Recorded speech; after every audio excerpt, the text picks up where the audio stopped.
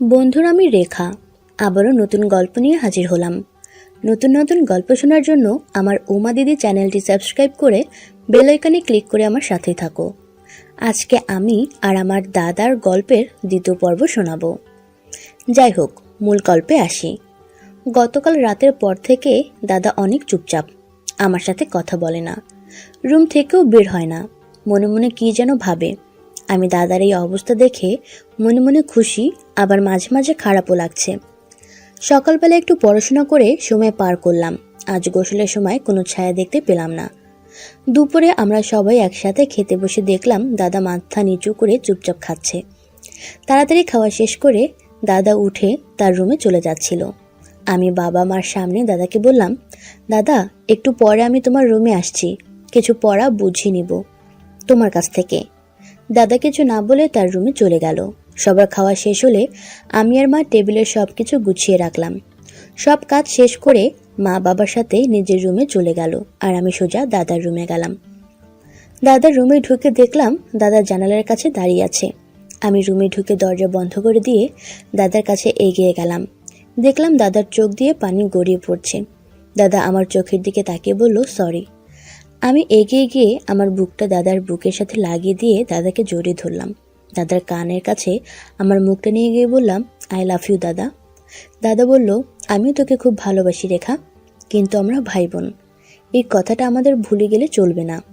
আমি বললাম, এসব তুমি চিন্তা করো না দাদা, তুমি সবসময় আমার শ্রদ্ধেয় দাদা থাকবে, আর আমি সবসময় তোমার আদরের বোন থাকবো। আমি দাদার গালে একটা চুমু দিয়ে বললাম, আমি এখন যাই দাদা, আগামীকাল আমি বাথরুমের দরজা খোলা রেখেই গোসল করব।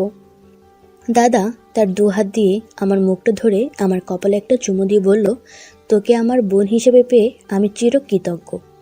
সেদিন রাতে খেতে বসে বাবা আর মার সামনে হঠাৎ করে দাদা বলল, আগামীকাল বিশ্ববিদ্যালয়ে বিভিন্ন রাজনৈতিক প্রোগ্রাম আছে, তাই কালকে বিশ্ববিদ্যালয়ে যাব না। তখন মা বলল, তাহলে তো রেখারও যাওয়ার দরকার নেই। বাবা বলল, এখনকার রাজনৈতিক প্রোগ্রাম মানে শুধু মারামারি, তোমরা দুই ভাই বোন কালকে বাসাতেই থাকো। আমি দাদার দিকে তাকিয়ে মুচকে একটা হাসি দিলাম। পরের দিন বাবা মা অফিস চলে যাওয়ার কিছুক্ষণ পরে আমি দাদার রুমে গিয়ে দেখি দাদা বিছানায় শুয়ে আছে। আমি গিয়ে দাদার উপর শুয়ে পড়লাম। আমি বুঝতে পারলাম দাদার মেশিনটা রেডি হয়ে গেল। আমি বললাম, আজকে ক্লাসে না গিয়ে সারাদিন বাসে থাকার পরিকল্পনা করলে কেন দাদা? সারাদিন তুমি আমার সাথে কি করবে? তুমি কি আমাকে লাগানোর পরিকল্পনা করছো নাকি দাদা? আমার কথা শুনে আমাকে নামিয়ে দিয়ে দাদা বলে উঠল, গতকাল তুই বলেছিলি আজকে দরজা খোলা রেখে আমার সামনে গোসল করবি। তোর গোসল করা দেখার পরে আমার আর কোনো ক্লাসে মন বসবে না, তাই আমি বাসাতেই থাকবো। তুই আমার বোন, তোকে আমি করার পরিকল্পনা করব, সেটা তুই ভাবলি কিভাবে?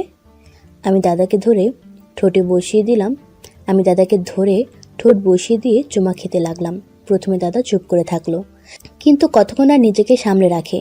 একসময় দাদা রেসপন্স করতে লাগলো, আমার সাথে সাথে দাদাও কিস করতে লাগলো। আমি দাদার কানের কাছে আমার মুখ নিয়ে বললাম, আজকে আমাকে না করলে আমি তোমায় ছাড়বো না দাদা। আমি চাই তুমি আমায় প্রথম লাগাও, খেলে খেলে আমাকে পাকা খেলোয়াড় বানাও। দাদা বলল, আমরা ভাই বোন।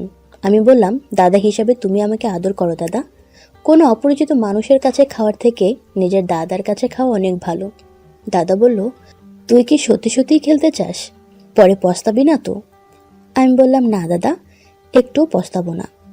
তুমি যদি আজকে আমার সাথে না খেলো তাহলে আমি পস্তাবো। এরপর মনে হয় দাদা একটু নরম হলো। দাদা বলল, যা গোসল করে কে। আমি জামা কাপড় নিয়ে গোসল করতে গেলাম। আজ দরজা লাগালাম না। একটু পর দেখলাম দাদা চলে আসলো। আমি আজ কোনো সংকোচ না করে শাওয়ার ছেড়ে গোসল করতে আরম্ভ করলাম। দাদা দরজায় দাঁড়িয়ে দেখতে লাগলো। আমি বুঝতে পারলাম দাদার অবস্থা খুব একটা ভালো না, তাই তাড়াতাড়ি গোসল কমপ্লিট করে রুমে চলে আসলাম। কতক্ষণ দাদা তার রুমে চলে গেছে। আমি একটা তোয়ালে জড়িয়ে দাদার রুমে গেলাম। দাদা বলল, এখানে কি করিস? আমি বললাম, কি আর করব, তোমার সাথে খেলতে আসলাম বলে দাদার উপর ঝাঁপিয়ে পড়লাম। দাদাকে জড়িয়ে ধরে এলো পাথারে চুমু খেতে লাগলাম। একসময় দাদা নিজেকে ঠিক রাখতে পারল না, দাদাও খেলতে লাগলো। হঠাৎ দাদা ডাবের জল খেতে লাগলো। আমি বললাম, খাও দাদা, ভালো করে খাও। দাদা এবার আস্তে আস্তে আমাকে চুমু খেতে লাগলো। আমার দিকে তাকিয়ে একটা মুচকি হেসে দিল। অন্যরকম একটা অনুভূতি। আমি এবার বললাম, দাদা প্লিজ এবার তুমি আমাকে লাগাও। এরপর দাদার দেরি না করে আমাকে লাগাতে শুরু করলো। আমিও আরামে চোখ বুজে রইলাম। খেলা চলছে তো চলছেই, থামার নাম গন্ধ নেই। আমিও খুব মজা পাচ্ছি। একটু পর দাদা থেমে গেল। আমি তখন দাদাকে চুমু খেতে খেতে বললাম, কি হলো দাদা, থেমে গেল কেন? শোনা দাদা আমার, এখন আর থেমো না। এরপর দাদা খানিকক্ষণ পর আমাকে জিজ্ঞাসা করলো, রেখা কেমন লাগছে? আমি দাদাকে জড়িয়ে নিয়ে বললাম, আমরা এই কাজটা খুব খারাপ করেছি, কিন্তু এখন আমার খুব ভালো লাগছে দাদা। মনে হচ্ছে যে আমি সারা জীবন তোমার কাছেই থাকি। এরপর এক সময় আমাদের খেলা শেষ হলো। খানিকক্ষণ পর দাদা আমাকে জিজ্ঞেস করলো, রেখা এইবার কি করতে চাস? আমি দাদার দিকে চোখ গোল গোল করে তাকিয়ে দাদাকে জিজ্ঞেস করলাম, মানে তুমি কি বলতে চাও? দাদা বলল, আমরা কি এরপর দাদার বোনের মতো থাকতে পারবো? আমি তখন দাদাকে বললাম, আমরা সারা জীবন দাদা বোন হিসেবেই থাকবো।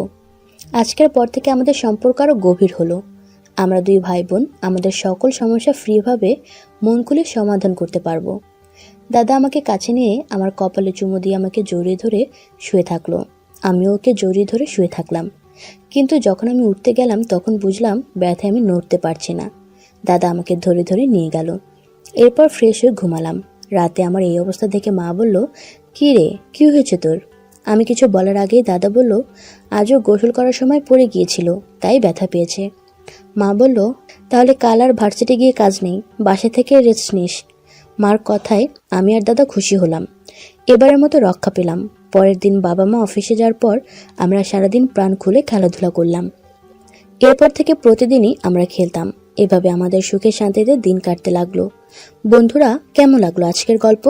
ভালো লাগলে আমার চ্যানেলটি সাবস্ক্রাইব করে আমার সাথেই থাকো। এতক্ষণ ভিডিওটি দেখার জন্য সবাইকে অসংখ্য ধন্যবাদ।